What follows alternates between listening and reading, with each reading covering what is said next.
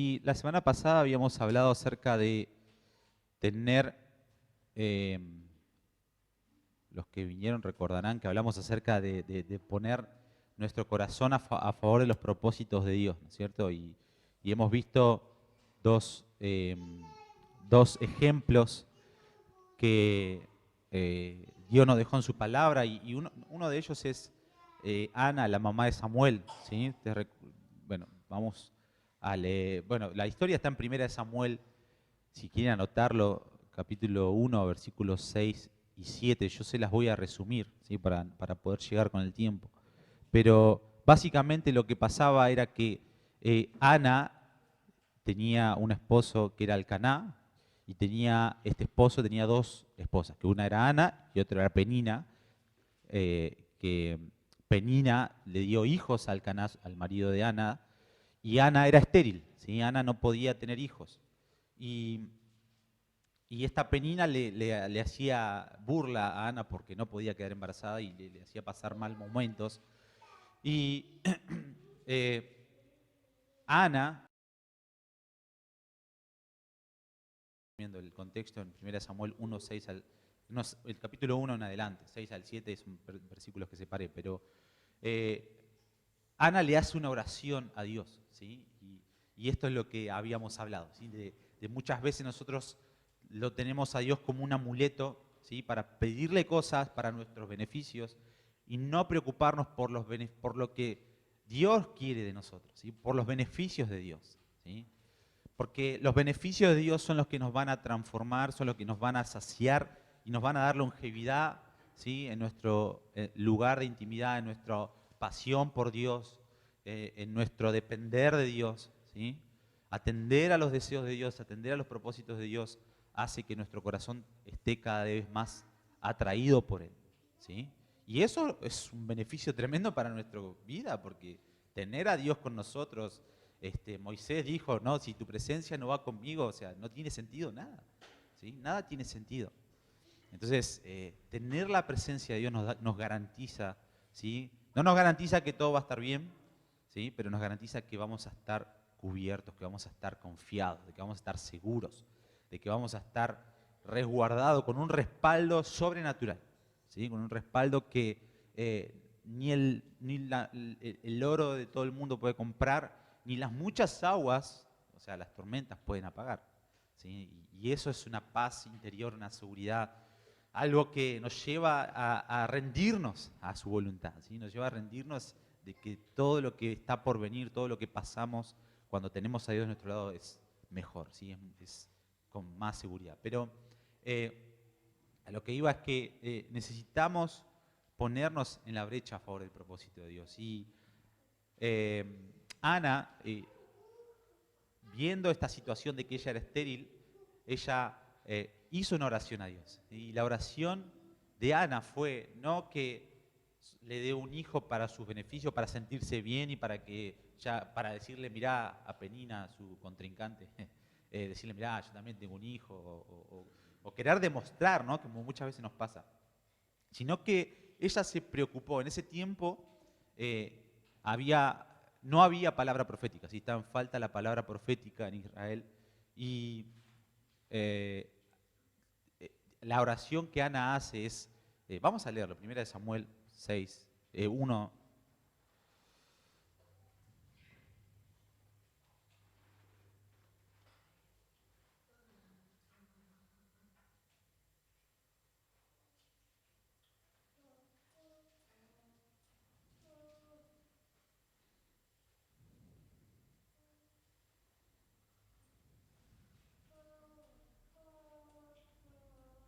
El versículo 10 dice, ella con amargura de alma oró a Jehová, lloró abundantemente e hizo voto diciendo, Jehová de los ejércitos, si te dignares mirar la aflicción de tu sierva y te acordares de mí, y no te olvidares de tu sierva, sino que dieres a tu sierva un hijo varón, yo, ¿qué?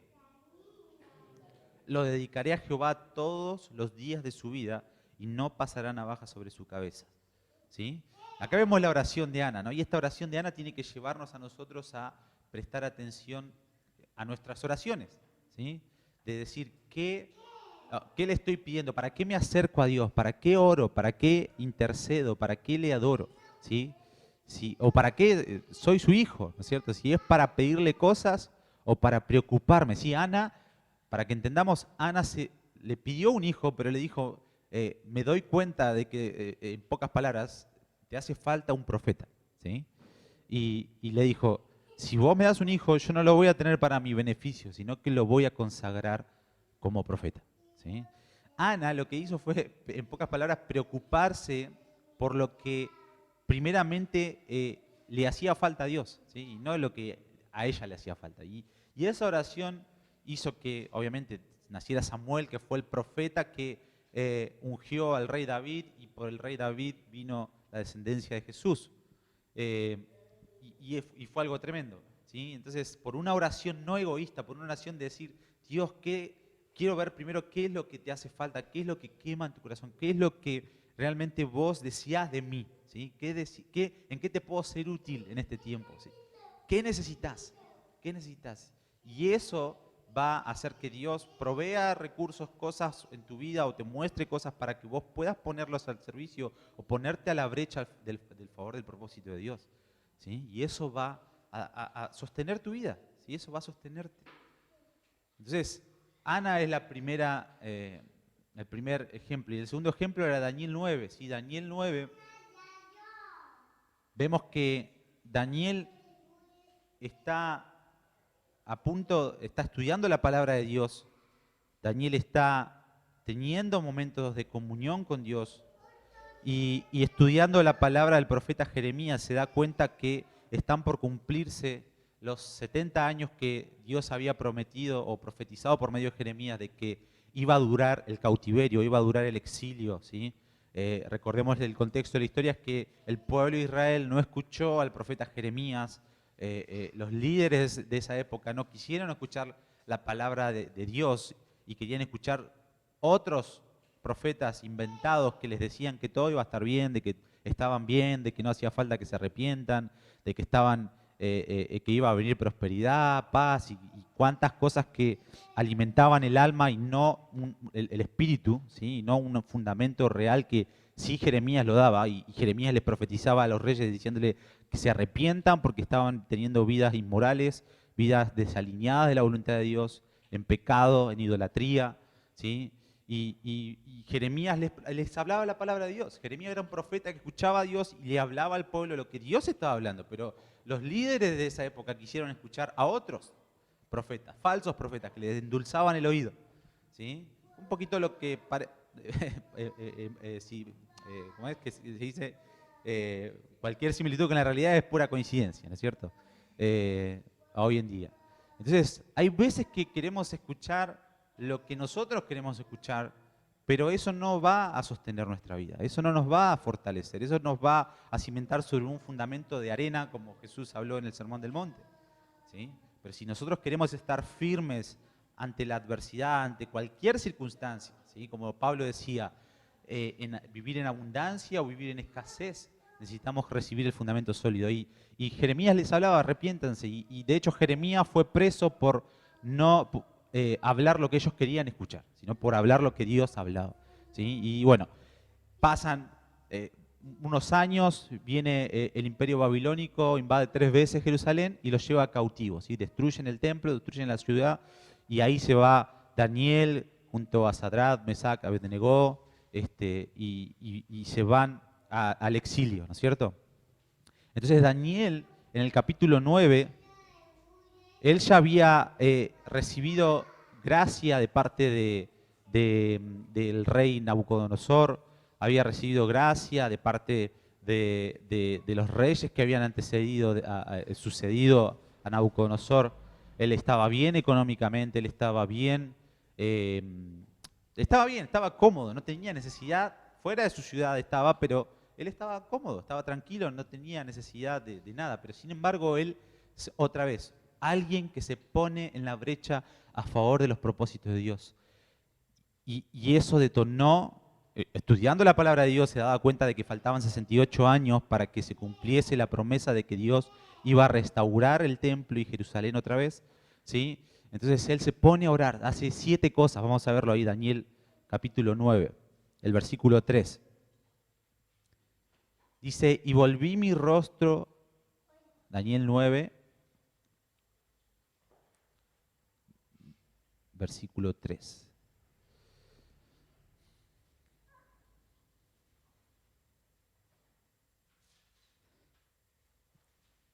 Toda la historia del exilio y del cautiverio lo podemos ver en los primeros 4 capítulos de Daniel, así que estamos estudiando Daniel, así que yo creo que están leyendo el libro completo de Daniel. ¿Sí?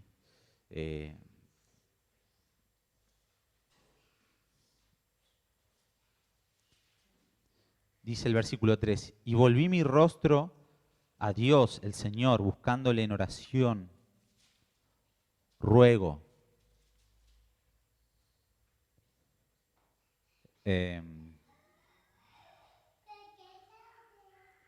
Ayuno, silicio, y oré a Jehová mi Dios e hice confesión diciendo, ahora Señor Dios grande, digno de ser temido, que guardas el pacto y la misericordia con los que te aman y guardan tus mandamientos. Acá se arrepiente. Hemos pecado, ¿sí? Hemos cometido iniquidad, hemos hecho impíamente y hemos sido rebeldes y nos hemos apartado de tus mandamientos y de tus ordenanzas. Y no hemos obedecido a tus siervos los profetas que en tu nombre hablaron a nuestros reyes y a nuestros príncipes y a nuestros padres y a todo el pueblo de la tierra. Tuya es, Señor, la justicia y nuestra la confusión de rostro, como en el día de hoy lleva todo hombre de Judá, los moradores de Jerusalén y todo Israel, los de cerca y los de lejos en todas las tierras a donde los has echado a causa de su rebelión, que se rebelaron contra ti. Acá vemos que Daniel hace 7 cosas, ¿sí? Número 1, se vuelve su rostro al Señor con oración. Número 2, número 3, ruego. Número 4, ayuno. Número 5, silicio. 6, ceniza. Y hizo confesión, ¿sí? Por su pecado de lo que no hicieron cuando Jeremías profetizó en sus tiempos y los reyes no quisieron arrepentirse ni escuchar la voz de Dios, sino seguir escuchando a los otros que les endulzaban el oído, ¿cierto? Entonces, Daniel, como yo les dije, había hallado gracia ante los reyes del cautiverio de Babilonia y él tranquilamente podría haber tomado la actitud de decir, eso fue lo que hicieron los antepasados, no es problema mío, allá ellos. Pero sin embargo, él no, él se puso a favor del propósito de Dios. Él se puso a indagar el profeta Jeremías, se puso a indagar el profeta Isaías también, porque Isaías habló acerca de un tal Ciro, que ahora lo vamos a ver, ¿sí? que era el que iba, este rey pagano, que iba a liberar al pueblo de Israel para que puedan ser dejados en libertad y poder volver y restaurar el templo. Entonces, acá vemos estos 2 ejemplos, ¿no es cierto? Daniel, Ana, ¿sí? Que realmente ellos se pusieron a indagar qué era lo que quemaba en el corazón de Dios, qué era lo que a Dios le hacía falta, qué era lo que Dios quería para esta generación, para su generación, ¿sí? Y ellos fueron completos, ellos fueron amados, ellos fueron plenos, vivieron una vida plena en esta era, ¿sí? Por el simple hecho de decir, Dios, ¿qué te hace falta? Por el simple hecho de decir, Dios, no quiero vivir egoístamente para mí, sino que quiero vivir para tus propósitos, ¿sí? Y vemos que como estos intercesores detonaron los propósitos de Dios, ¿sí? Y lo que en esta mañana quisiera dejar en claro es que los intercesores, ¿sí? Los que se ponen en la brecha a favor de los propósitos de Dios, son los que detonan los planes de Dios, ¿sí? Dios puede tener promesas, Dios puede tener, la palabra de Dios está llena de promesas para los hijos de Dios, para Israel, ¿sí?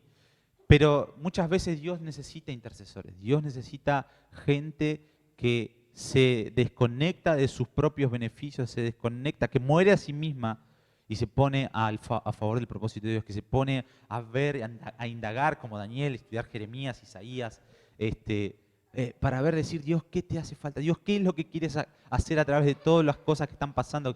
¿Qué es lo que vas a hacer en el futuro con tu iglesia, con Israel? ¿Qué es lo que va a pasar conmigo? ¿Sí? ¿En qué puedo yo serte útil? ¿Sí? y indagar, estudiar su palabra. Obviamente las promesas de Dios están en su palabra y a Dios lo conocemos por medio de su palabra. Entonces, poder indagar como lo hizo Daniel, como lo hizo Ana,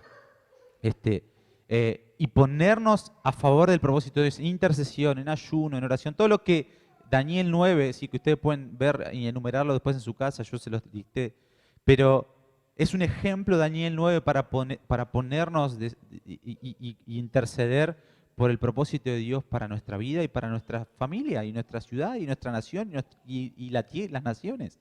¿Sí? Dios tiene algo mucho más grande que tu vida, que tu familia, que tu rancho, por así decirlo, y es el mundo, son las naciones. Dios ama las naciones y Dios anhela que si atendemos a ese clamor, a esa necesidad o ese plan que Él tiene de bendecir las naciones, nosotros vamos a ser plenos, ¿sí? Automáticamente. Jesucristo no vivió para hacer su voluntad, sino que hizo la voluntad del Padre. Y Él en hebreo nos habla de que hubo un gozo puesto delante de Él.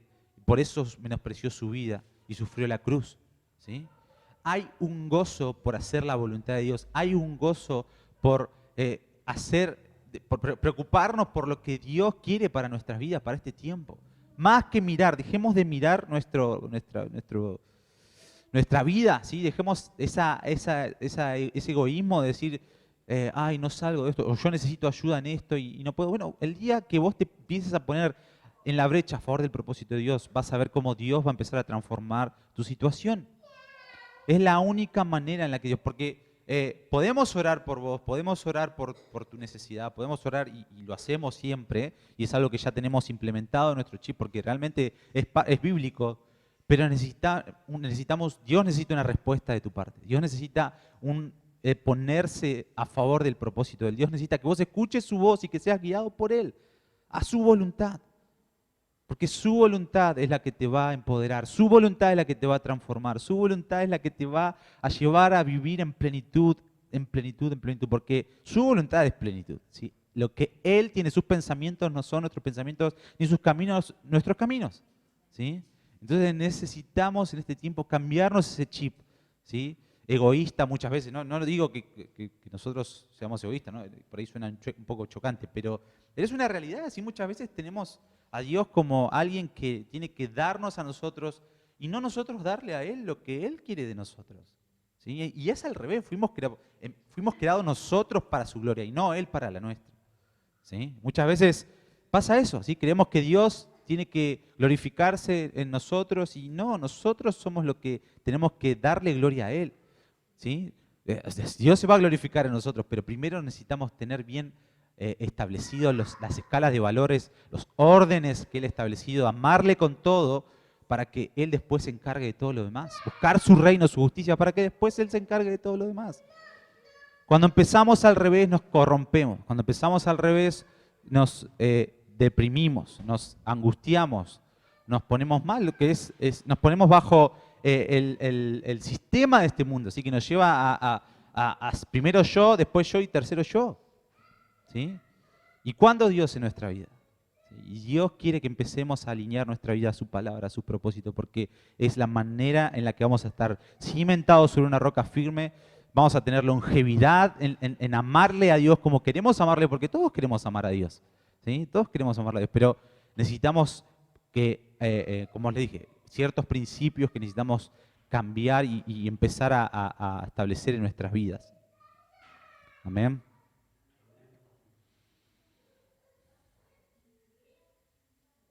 Entonces Dios puede tener promesa, Dios puede profetizar cosas, gente puede recibir palabras, pero si no hay intercesores que estén dispuestos a ponerse en la brecha para desatar los propósitos de Dios, las palabras proféticas de Dios no se pueden cumplir. O sea, la palabra de Dios siempre se va a cumplir, porque Dios va a utilizar gente que va a ponerse a favor del propósito de Dios. Si no te pones a favor del propósito de Dios, Dios va a usar a otra persona, ¿sí? Dios lo puede hacer solo porque obviamente es Dios, ¿sí? Es el ser no creado. Él tiene el poder para hacerlo, pero Dios es tan humilde y tan hermoso que te quiere hacer parte a vos y a mí. Nos quiere hacer partícipes de sus propósitos. Y es una invitación gloriosa. Y es una invitación que no podemos obviar, que no podemos rechazar, ¿sí? Porque es la mejor decisión que podemos tomar en nuestra vida, en esta vida que es corta, 70, 80, 90 años, es corta, comparado con trillones y trillones de años en la eternidad. ¿Sí? Entonces lo que determinamos hoy, la respuesta a la voluntad de Dios que demos hoy va a tener un impacto en lo eterno, va a tener un impacto cuando Jesucristo regrese.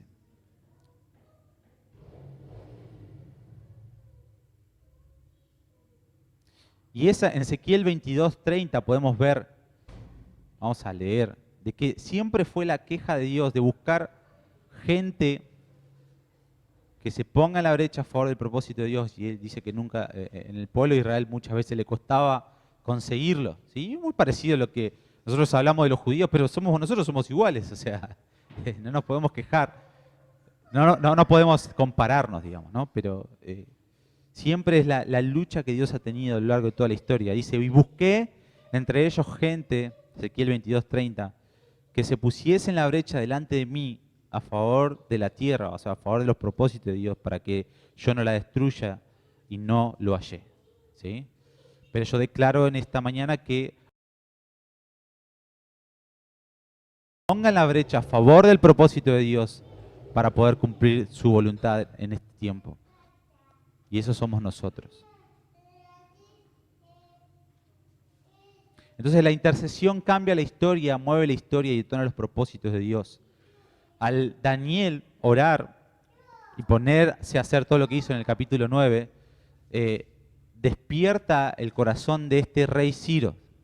¿Sí? El rey Ciro fue el rey que conquistó Babilonia y acabó con Belsasar, que era el hijo de Nabucodonosor. Y el reino babilónico se acaba de terminar y acababa de comenzar el reinado persa, medo-persa. ¿Sí? Y Daniel estuvo en los dos reinos, obviamente, ¿no? Y el rey de Persia es Ciro, que era un rey supremo, y uno de los gobernadores era Darío, y que lo podemos ver en el capítulo 5 de Daniel y demás. Pero lo que Daniel hizo al ponerse a favor del propósito de Dios fue algo tremendo, ¿sí? Porque el rey de Babilonia es la Irak actual de hoy, ¿sí? Babilonia es Irak hoy, que vemos ahí en Medio Oriente. Y Persia es Irán, ¿sí? Y lo que sucedió es que el rey de Persia, el rey de Irán, por así decirlo, se despierta un día y dice: el Dios de Israel, el Dios Jehová de los ejércitos, ¿sí? Me ha dicho de que le construya una casa para ser adorado en Jerusalén. Así que voy a dar todo mi dinero, todo mi recurso para que el pueblo de Israel sea liberado del exilio y vaya a Jerusalén a reconstruir, ¿sí? La casa. Y era algo impensable, era algo que hoy no entra en nuestra cabeza. Es como que hoy un musulmán extremo diga, se levante un día y diga: me habló Dios, el Dios de Israel, y me dijo que les ceda la tierra para construir el tercer templo. ¿Sí? Es algo que solamente Dios puede hacer, ¿sí? Y solamente Dios usa instrumentos, ¿sí? Como Ciro, como Nabucodonosor, como Faraón, ¿sí? Gente que inicua, gente pecadora, gente que no está con Dios, pero Él los despierta por medio de intercesores, por medio de su palabra, ¿sí? Pero para eso tiene que haber intercesores que se pongan a declarar lo que ya es una realidad, que se pongan a declarar lo que ya Dios ha establecido una vez y para siempre, ¿sí? Entonces, vemos en Esdras capítulo 1,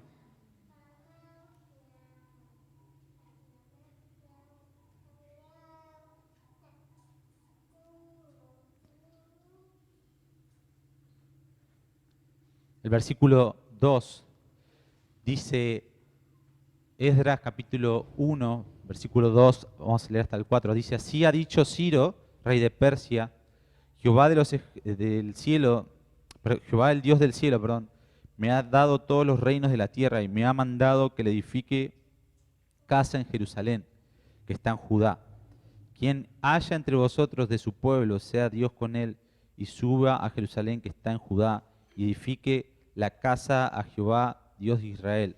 Él es el Dios, la cual está en Jerusalén. Y todo el que haya quedado en cualquier lugar donde more, ayúdele a los hombres de su lugar con plata, oro, bienes y ganados, y además de ofrendas voluntarias para la casa de Dios, la cual está en Jerusalén. Acá vemos, esto es algo que es impresionante, ¿sí? Porque Dios es el que detona su voluntad a través del intercesor Daniel, ¿sí? Daniel se pone a orar, se da cuenta, como volvíamos anteriormente, y él se pone a interceder para que Dios cumpla su promesa de los 70 años y que sean liberados y vuelvan a restaurar Jerusalén, ¿sí? Y este rey Ciro, ¿sí?, es despertado, su espíritu de alguna manera, Dios pone su espíritu en él, se despierta y exclama esto, ¿sí? Dice, sean libres, y encima no solamente sean libres, vuelvan y tengan recursos, o sea, tomen los recursos para poder llevar a cabo la obra, ¿sí? Entonces, una vez más, esto es lo que estaba dentro de la voluntad de Dios, y esos son los propósitos y los propósitos se detonan por gente que muere a sí misma, gente que no busca sus beneficios propios, ¿sí? Gente que está pendiente de lo que Dios quiere para su vida y para esta generación.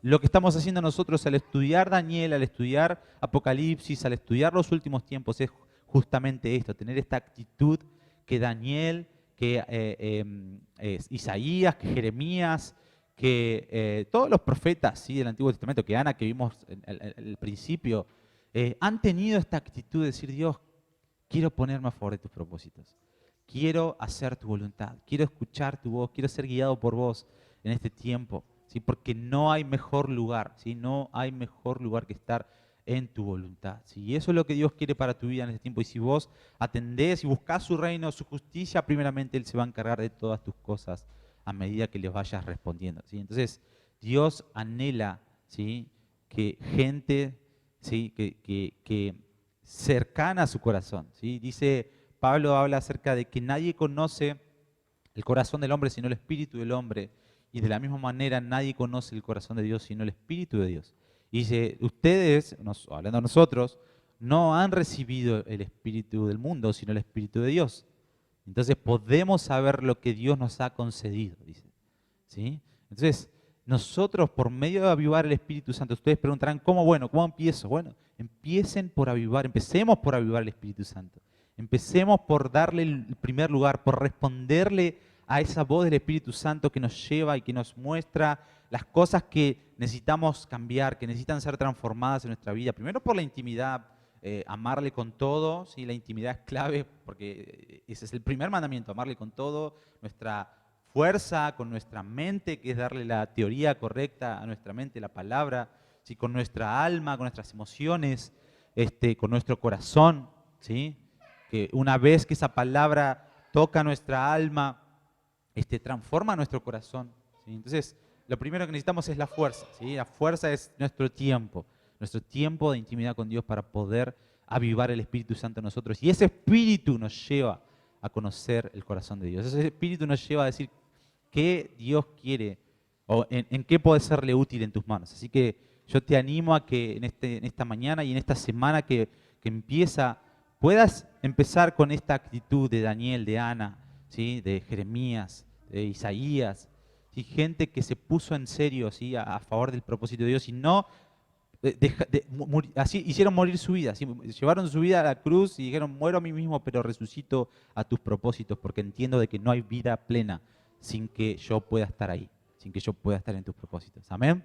Vamos a orar. Padre, te damos gracias en esta mañana por esta palabra, Señor, que tú has puesto en nuestro corazón, Señor, que realmente, Señor, lleve su fruto, Señor, que realmente podamos tomar la actitud correcta de cimentarnos sobre un fundamento sólido que es tu palabra, Señor, y no sobre un sentimentalismo o algo circunstancial, Señor, de buscarte por algo circunstancial, de las emociones del momento, Señor, de lo que necesitamos en el momento, sino que buscar lo que tú necesitas primeramente, porque eso va a transformar eternamente nuestra vida.